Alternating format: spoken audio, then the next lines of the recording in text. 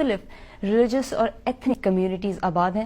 مزید جانتے ہیں گلگت بلتستان کے یوتھ، اس کے فیوچر کے بارے میں. ایک چھوٹی سی بریک کے بعد ہمارے ساتھ رہیے گا. ہمارے ساتھ موجود ہیں نواز خان ناجی صاحب، جو کہ ممبر گلگت بلتستان اسمبلی ہیں، اس کے ساتھ ہی ساتھ نیشنلسٹ بھی ہیں. بہت شکریہ نواز صاحب for joining me in the studio.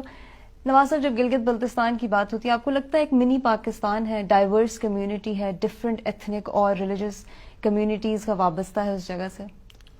سب سے پہلے تو آپ کا شکریہ کہ آپ نے یہاں بلایا. گلگت بلتستان جو ہے منی پاکستان تو خیر اب کی بات ہوگی، لیکن یہ نیچرلی دنیا کا، ایشیا کا، قوموں کا جنکشن ہے. یہاں زمانہ قدیم کے اندر بھی ویئر میٹ تھری امپائر، یہ کتاب بھی مشہور و معروف ہے، جہاں چائنیز، رشین اور انڈین امپائرس جو ہے اس کی میٹنگ پیلس بھی یہ جگہ ہے. اور اسی طرح جو ہے دنیا کے اندر 3 خداؤں کا جو تصور ہے، ہندو مت، اسلام مینس مطلب دین ابراہیمی کے جو توحیدی مذاہب ہے وہ، اور ان کے درمیان بدھزم کے درمیان پھر کراکرم ہندو کش کا سنگم ہے. تو ہم قوموں کا سنگم ہے اور چھوٹی آبادی کے اندر بہت بڑی ڈائیورسٹی ہے. میں بار بار کہتا ہوں کہ 10 کروڑ سے زیادہ پنجابی ایک زبان بولتے ہیں، لیکن ہم 10 لاکھ لوگ جو ہے 7 زبانیں بولتے ہیں. تو ہم خود ایک مینی فیڈریشن ہے، اس حساب سے ڈائیورسٹی بہت زیادہ ہے، اور یہ ہماری خوبصورتی بھی ہے اور کچھ ہمارے لیے پرابلم بھی ہے. اس میں اس ڈائیورسٹی میں کیا پرابلمز آپ کو فیس کرنی پڑی؟ پرابلم یہ کہ جناب اس میں ایک قومیت کو اجاگر کرنے اور اس کو آگے بڑھانے کے لیے جو نیشنل نیوکلس کی ضرورت ہوتی ہے، تو اس میں بہت زیادہ دشواری ہے، چونکہ ایک زبان ود ان دا کمیونٹیز ہے یا پھر کہیں اور سے یہ نہیں ہے. With in the communities, with in the regions, with in the area, وہاں پر جو ہے شنا، بلتی، برشس کی خوار وکھی زبانیں بولنے والے الگ الگ لوگوں بات ہے. نسلی طور پر بھی کافی تضادات ہے اور قوموں کا جنکشن، اور بہت بڑا فرق ہے، چونکہ شنا سپیکنگ لوگ جو ہے وہ ایرینز ہے، بلتی سپیکنگ جو ہے وہ ٹبیٹین ہے، وہ بالکل مختلف لوگ ہیں. برشس کی سپیکنگ قدیم کوکیشین لوگ ہیں، وہ پھر ان سے بھی ڈیفرنٹ ہے. سنس ڈیکیڈز آپ لوگ ساتھ ہی رہتے ہیں. وہ تو ٹھیک ہے، وہ تو ہم ایک قوم ہے، ایک لمبے عرصے سے جو ہے نا ہم رہے ہیں. ہم چترال سے گوجال تک اور کوہستان سے گوجال تک اور لداخ سے چترال تک یہ علاقہ ایک ریجن تو رہا ہے اور اب بھی ہے. تو اس میں کوئی شک نہیں ہے کہ ہم ایک قوم ہے اور ہماری یہ اسٹرینتھ ہے کہ ہم مختلف قومیتوں پر، زبانوں پر مشتمل ہے.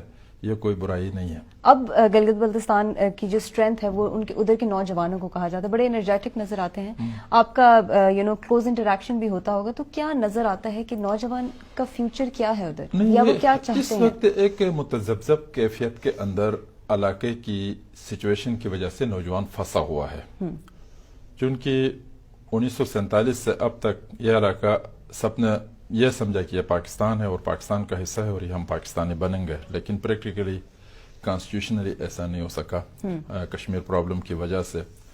اور پھر کشمیر پرابلم کی وجہ سے اگر یہ متنازع ایک علاقہ ہے تو پھر متنازع علاقے کے وہ حقوق بھی حاصل نہیں ہے جو آزاد کشمیر کے لوگوں کو حاصل ہے یا پار والے انڈین کشمیر کو یہ حقوق حاصل ہے. اس پہ بات کی نہیں جاتی یا سنی نہیں جاتی؟ اس کے اندر بات بھی کی جاتی ہے، سنی بھی جاتی ہے. مجبوری اتنی بڑی ہے کہ وفاق پاکستان جو دے سکتا ہے وہ دینے کو تیار نہیں ہے، جو دینا چاہتا ہے وہ دے نہیں سکتا ہے. پریشر کہاں سے؟ پریشر خود سٹیٹ کی اپنی پالیسی ہے، پریشر کہیں سے بھی نہیں ہے. مسئلہ کشمیر اٹ سیلف ایک پریشر ہے. پاکستان کی سرکار گلگت کو اور گلگت بلتستان کو اپنا حصہ بنا کر رکھنا چاہتا ہے. کشمیر کے تصفیے کی وجہ سے یہ ممکن نہیں ہے. اس کو اٹانومس کر کے آزاد کشمیر کی طرح یہ دے سکتا ہے، اس کے لیے یہ تیار نہیں ہے، کہ چونکہ اس علاقے کو اٹانومس کرنے کے لیے یہ تیار نہیں ہے. اپنی کانسٹیٹیوشن سے باہر، اپنی کانسٹیٹیوشن کے اندر رکھ نہیں سکتے ہیں. اور اس میں جو ہے لوگ ویسے ہی الجھاؤ کا شکار ہو جاتے ہیں. ایکچولی جو ہے تھریٹ کہیں اور سے ہوتی ہے. لوگ آپس میں لگے رہتے ہیں کہ یہ کشمیریوں نے ایسا کیا، یہ تو فلاں جو ہے وہ سردار عتیق نے روکا تو اس نے روکا. سردار عتیق کون ہوتا ہے؟ کشمیری کون ہوتا ہے؟ اتنی بڑی اسٹیبلشمنٹ اور فوج کے سامنے سردار عتیق اور یہ کشمیری اور حریت قانون، ان کی حیثیت کیا ہے؟ میں ان کو نہیں مانتا. یہ ہے بہت بڑا مسئلہ، چونکہ 70-71 سال تک پاکستان کی کشمیر پر ایک پالیسی رہی اور آج کشمیر کے ایک حصے کو، جو کہ ہم تو نہیں مانتے لیکن تنازعی کشمیر کا پاکستان خود جو ہے وہ سگنیٹری ہے کہ Gilgit Baltistan part and parcel of Jammu Kashmir state, تو وہ ایک علاقے کو پھر الگ سا جو ہے ڈیسائیڈ نہیں کر سکتا. اس سے سوال پیدا ہوگا اور یہ سوال غالباً پاکستان کے دشمن ہی اٹھائیں گے. اگر دلی یہی سوال اگر کسی جگہ اٹھائے گا تو پریشانی تو ہوگی. تھرٹ یہ ہے. تو آپ کو لگتا ہے کہ کانسٹیٹیوشن سیٹ اپ ہی نہیں ہو سکتا؟ بالکل ہو سکتا ہے. کانسٹیٹیوشن گلگت بلتستان کے لیے کانسٹیٹیوشن دے دے جیسے آزاد کشمیر کو دیا ہے. ایک کانسٹیٹیوشنل ایکٹ جیسے کہ سن 2018 کا یہ آرڈر ہے جس کے خلاف ہم نے اتنی بڑی تحریک چلائی. اس پہ بات کریں گے. I have to take a short break کیونکہ میں چاہتی ہوں کہ ہم ایک ایلیبوریٹو اس پہ ڈسکشن کریں. ہمارے ساتھ رہے گا. جی نواز صاحب، کانسٹیٹیوشن سیٹ اپ کی بات ہو رہی ہے تو شروع کہاں سے کیا جائے؟ شروع یہیں سے کیا جائے کہ گلگت بلتستان کے اندر 1947 سے یہیں کچھ ہوا ہے. ایک پولیٹیکل ایجنٹ کو انہوں نے تقرر کیا وفاق پاکستان نے. اس سے پہلے کی ہسٹری پہ جائیں گے تو چونکہ آپ کا پروگرام اس کا متحمل نہیں ہو سکتا، وہ بہت لمبی کہانی ہے. تو اسی پولیٹیکل ایجنٹ سے وہ آگے ایڈمنسٹریٹر پر، پریزیڈنٹ پر، ریزیڈنٹ سے ایڈمنسٹریٹر پر، ایڈمنسٹریٹر سے چیف سیکریٹری پر، پھر آگے چل کر جو ہے ڈپٹی چیف ایگزیکٹو ہو گیا، پھر چیف ایگزیکٹو ہو گیا، پھر اب کیا کہتے ہیں چیف منسٹر اور گورنر تک پہنچے. تو یہ بات چونکہ پاکستان کی سرکار اور آگے بڑھا کر صدر اور وزیر اعظم بنانا نہیں چاہتے ہیں. وہ آزاد کشمیر والی کیفیت وہاں چاہتے نہیں ہیں اور وفاق پاکستان ایسا نہیں چاہتا. اب صدر وزیر اعظم کے ساتھ آزاد کشمیر کی طرز کی حکومت دیے بغیر گلگت بلتستان کے لوگ نہیں مانیں گے. لوگ اس وقت مانیں گے جب یہ پاکستان کے 4 صوبوں کے بعد یہ 5واں علاقہ یہاں شامل ہوگا جو شامل کیا نہیں جا سکتا ہے. تو ایکچوئل مسئلہ تو یہ ہے نا، یہ کھل کے تو کوئی بحث نہیں کرتا. لوگوں کو بتا دینا چاہیے. لہذا میری یہ سجیشن ہوگی مختصر یہ کہ گلگت بلتستان جو ہے آزاد کشمیر کی طرح ٹریٹ ہونا چاہیے اور اس کے ایکول ہونا چاہیے ہر لحاظ سے، جو کہ نہیں ہوتا. وہ ابھی تک نہیں ہوتا اور یہ پاکستان کی سرکار کر سکتی ہے. اس میں کوئی یونائٹڈ نیشن کی کوئی قرارداد اس میں انوالو نہیں ہے. اس میں انڈیا کچھ نہیں کہہ سکتا، کوئی کچھ نہیں کہہ سکتا، چونکہ گلگت بلتستان کے باشندوں کا حق ہے کہ گلگت بلتستان کے اندر چوزن ریپرزینٹیٹو کے ذریعے اپنی حکومت بنائیں. اور یونائٹڈ نیشن کی قراردادوں میں بھی یہ لکھا ہوا ہے، پاکستان کی سرکار بھی وہاں پر جو ہے وہ کمیٹڈ ہے کہ وہاں جو ہے ایک سیلف رول حکومت جو ہے وہاں ہوگی. ٹھیک ہے، ڈیفنس ہے، فارن افیئرس ہے، کرنسی ہے، یہ تو پاکستان کے پاس. ہمیں تو ایٹم بم. اس پورے سینیریو میں 2 چیزیں سامنے آتی ہیں، یا تو حکومت انکیپیبل ہے یا کرنا نہیں چاہتی. وہ کہتے ہیں نا turning a blind eye to this. میں آپ سے گزارش کروں کہ انکیپیبل جو ہے وہ صوبہ بنانے میں ہے، کرنا نہیں چاہتی. وہ کشمیر جیسا کرنا نہیں چاہتی.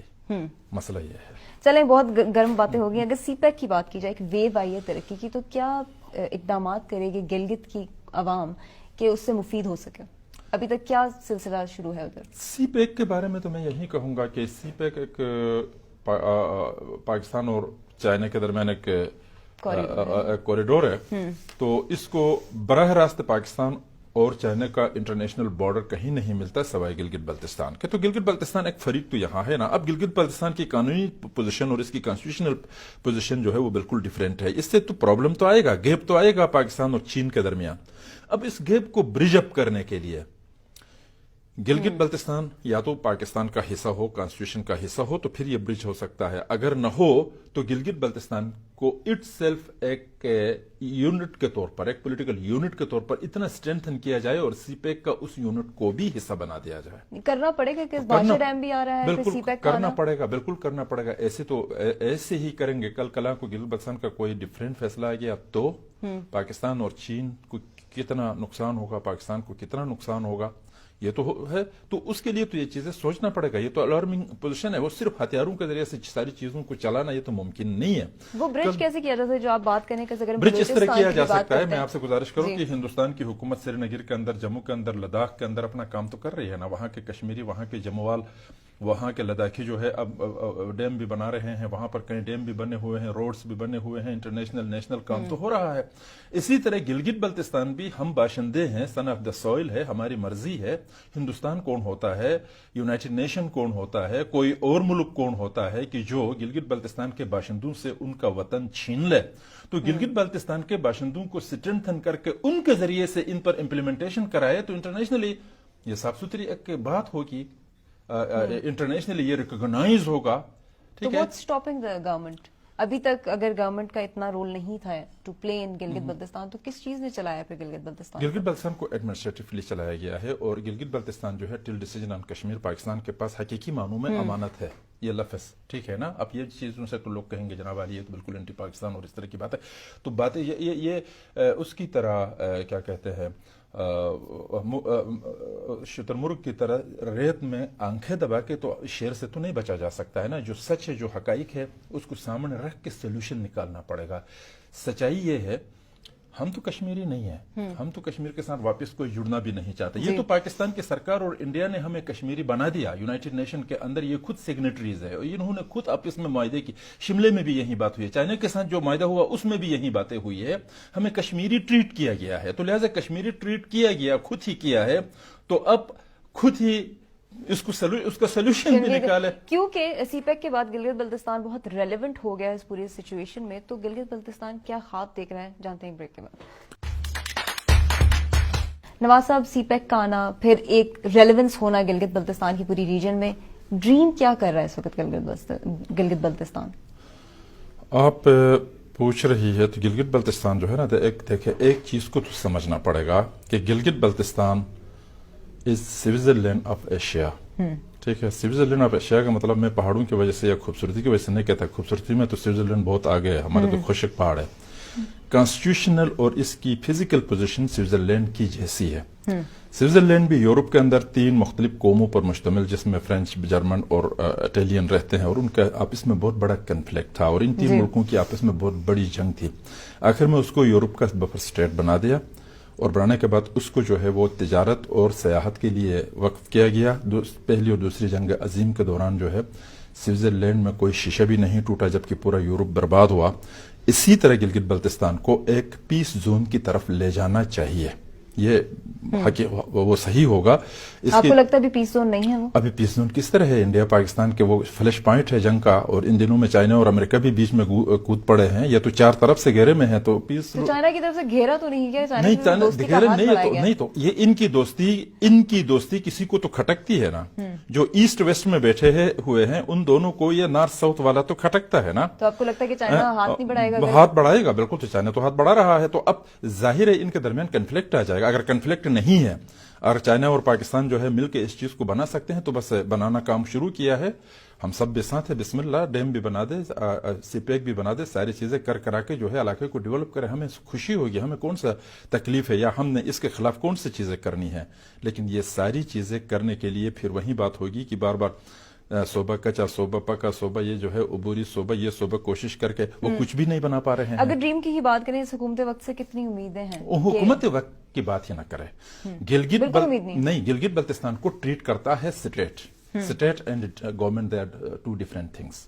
Gilgit Baltistan is treating by state not by a government. یا عمران خان کی حکومت کچھ نہیں کر سکتی ہے. اس کو کرنے کے لیے ریاست کے ادارے چاہیے اور ریاست کے اداروں کے انڈر میں ہے یہ ساری چیزیں. اور ریاست کے ادارے یقیناً سوچتے ہوں گے, جب ہم سوچتے ہیں دنیا سوچتی ہے, چھوٹے سے چھوٹے کسی نتیجے پر بھی آئیں گے. آخر وہ بلینڈر تو نہیں کریں گے, بلینڈر تو نہیں کریں گے نا. سوچنے کا مطلب لوگوں کو تکلیف 71 سال تک ایک چیز کو جو ہے وہ پھیلا کے رکھا ہوا ہے, اس کو التوا میں رکھا ہے, تو اب 71 دنوں میں بلینڈر تو نہیں کیا جائے گا. اس پر تھوڑا بہت سوچا جائے گا اور سوچ کے ہی کوئی فیصلہ لیا جائے گا. ریاست پہ یقین ہے کیوں کرے گی؟